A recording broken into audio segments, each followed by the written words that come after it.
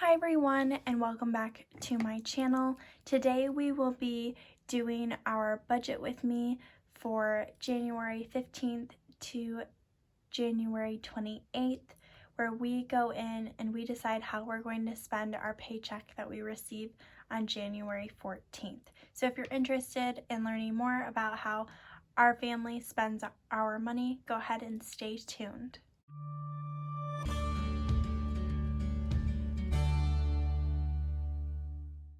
So first we'll go in and break down our income that we are expecting to receive during this pay period. The first is from my husband's employer. He did do a little bit of overtime in these past 2 weeks, so we are expecting him to be bringing home right around $1,562.47. My pay was also a lot higher than normal.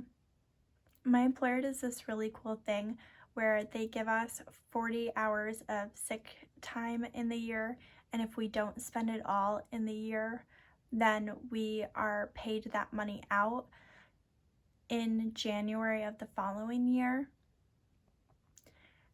And so I'm expecting to receive about 20 hours of sick time paid out to me at my normal hourly rate. And I've also done quite a bit of overtime this past week as well, which will factor into the income I'll be receiving. I'm assuming it's going to be somewhere right around $1,819.53.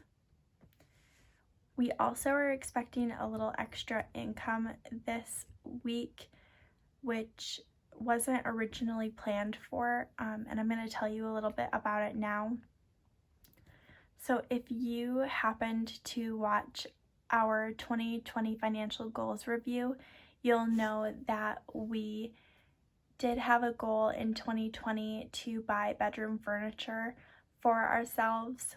Pretty much every year we've gone through our house and updated one area of it, and we since 2017 have been sleeping on a mattress on the floor with side tables from my baby shower and from my husband's deceased grandmother, and I was ready for new furniture in our bedroom.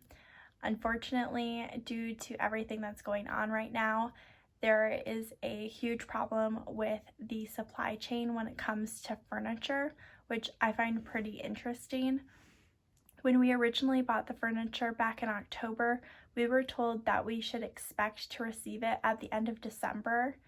At the end of December, the company that we purchased through didn't even notify us that they weren't going to be giving it to us on the agreed date. And so I called into the customer service. It took me an hour and 43 minutes on hold to finally speak to someone. And at that point, I never wanted to call again to try and get a status on our order. And she actually told me that they weren't expecting to receive our specific order until April of 2021. And so since we bought this back in October 2020, I was willing to wait till December, but I didn't want to wait until April. And they were able to issue us a 100% refund on that purchase, which was $3,206.48. I'm sure eventually we will go ahead and splurge and buy ourselves that bedroom furniture that we've been wanting, but in the meantime, I'd rather have that money in my pocket and wait until that supply chain is back in order before we personally make that purchase. So I did count it as income. Next is my side hustle money that I make from a part-time job that I have, and I'm expecting to receive $107.10 this pay period. So the first thing that we put our money towards were our different fixed expenses, which really weren't very much for this pay period. We do have a homeowners association, and we will owe a fee of $98.90 on that. The next is our water bill.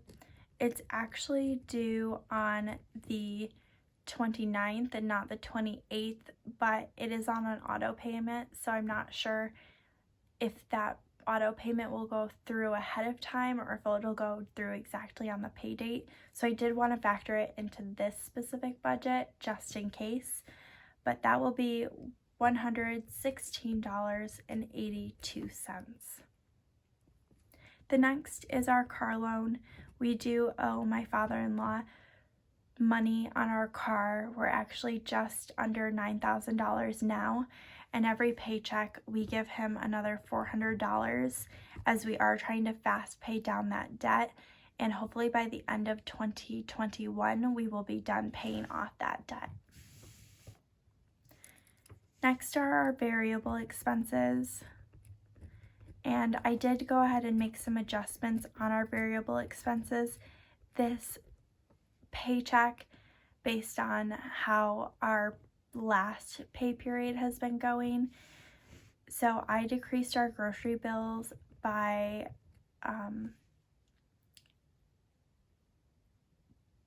$250. It was previously at $275, but I think we'll be able to stick under budget there. I also lowered our gas as well. We don't plan on doing any traveling anytime soon, and in order to fill our tank it costs right around $40. I assume we'll have to fill it once, so I went ahead and just budgeted for that. Next is our out to eat category. We are either going to come in right on budget or a little over budget for the last paycheck when it comes to out to eat. So I did keep it at the same $150 as was in my last video. Next are our different fun money categories. Everyone in our family gets $100 to spend in fun money. It oftentimes will cover costs like new clothes or maybe buying some alcohol, little things like that, as well as saving up for Christmas, and will also come out of our fun money. So we give each other quite a bit at $100, but it definitely gets spent towards necessary expenses as well as more fun expenses. Next is our different savings categories. We have quite a few savings goals this pay period because after our expenses that are going to be absolutely necessary, most likely, we have $5,289.85 left over. So I'm going to go ahead and move to the next page and detail out how we plan on using that surplus money. Our first category will be for our taxes. We are planning to save up $1,000 for our taxes that are due in April 2021 as of right now.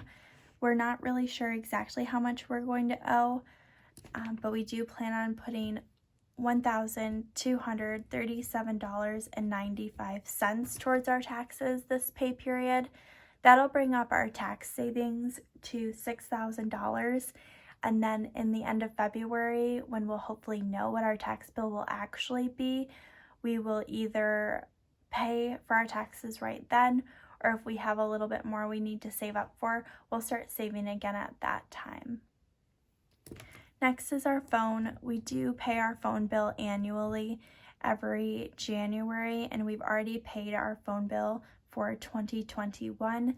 And we'll be saving $40 to help pay for our phone bill in 2022.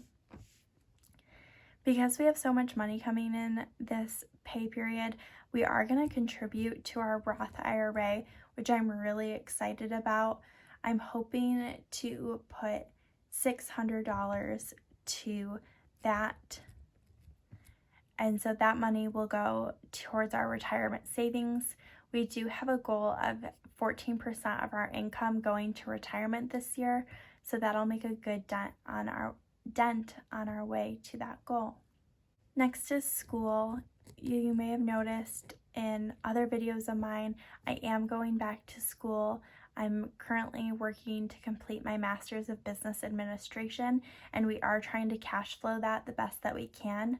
So far this year, we've spent a little over on school than we had initially anticipated, including things like having to pay for an entrance exam, and I had to pay almost $200 in textbooks, which I kind of forgot that you buy textbooks, but that should have been a little obvious for me.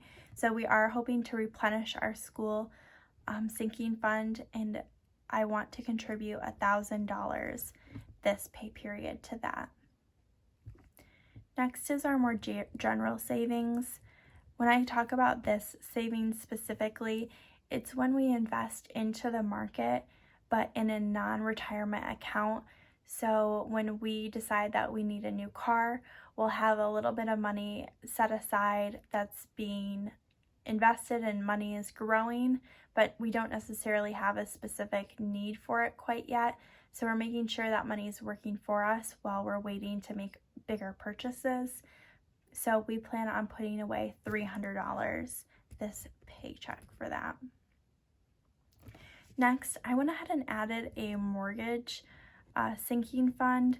I noticed after reviewing my budget for 2021, because our mortgage is around $1,400 every month, we have specific paychecks where we'll owe money on our mortgage, but we won't have enough money to pay off our mortgage for that month, as well as buy all of our necessary expenses.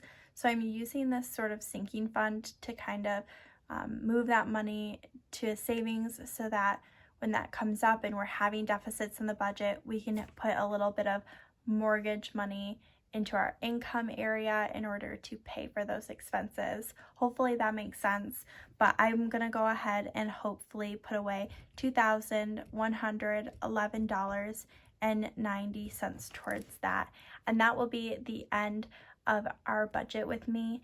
If you're interested to see how we do with sticking to our budget, I would highly encourage you to go ahead and subscribe. I do break down every single week all of our expenses that we spend that are assigned to these different categories, and I will give an update at the end of the pay period to tell you if we were above or below in any of these categories. We also on my channel do Transfer Tuesdays, which is an idea I got from Pennies Not Perfection, where I go in and I show you exactly how much money we're putting towards these different saving goals and paying off our different debts. So I highly encourage you to subscribe again to learn more about that. Thank you so much for watching this video. I really appreciate it. I'm having so much fun making these videos. Even if there's only 10 people watching, that is just perfect for me. So thank you so much. Bye.